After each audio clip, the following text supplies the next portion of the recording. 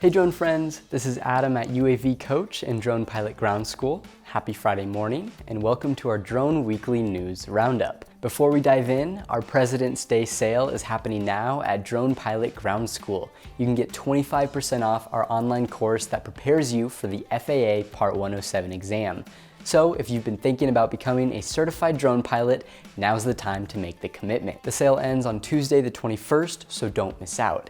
And we'll link the course below with the coupon code. With that said, I have 3 stories to share with you this week. If the winter weather has got you down and you just can't wait for summer, we've got some tropical drone videos for you to watch. Tell me, am I worth it? I remember you said och de djupa skogarna tystnar. Då dansar gruvor. Påtaglig och vacker.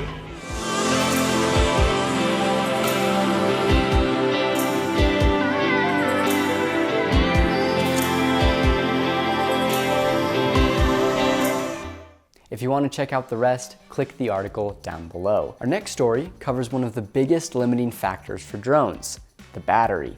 Some can fly for 20 minutes, while others can fly for almost an hour. Well, all of that is about to change as a team of researchers at the Northwestern Polytechnical University of Xi'an, China, have equipped a drone with a module that converts high energy into electricity, allowing it to capture power from a high energy laser beam so it can stay in flight indefinitely. Although lasers and drones seem like an awesome new combo, the idea isn't new. A US-based company called Powerlight began charging drones with lasers back in 2012, as well as a few other companies in 2018.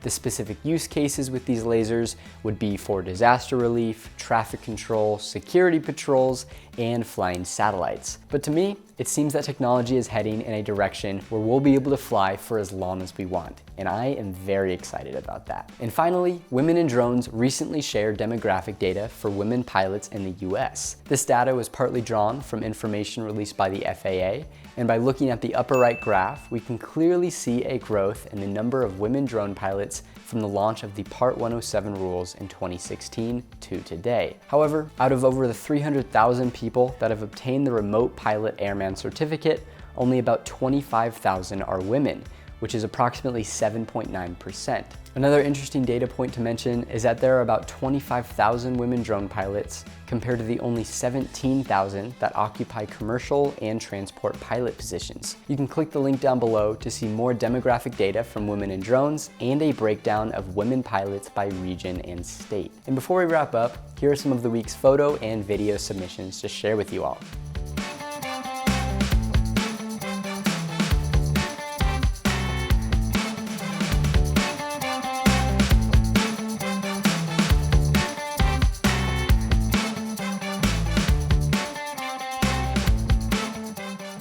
All right, that's all we have for this week. As always, check out the links below to read more about each story.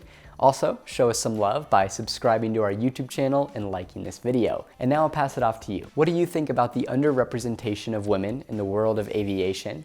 And what do you think about lasers and drones being used together? Comment down below. I'd love to hear your thoughts. I hope you all have a great President's Weekend. And to all of our drone pilots out there, blue skies and safe flying.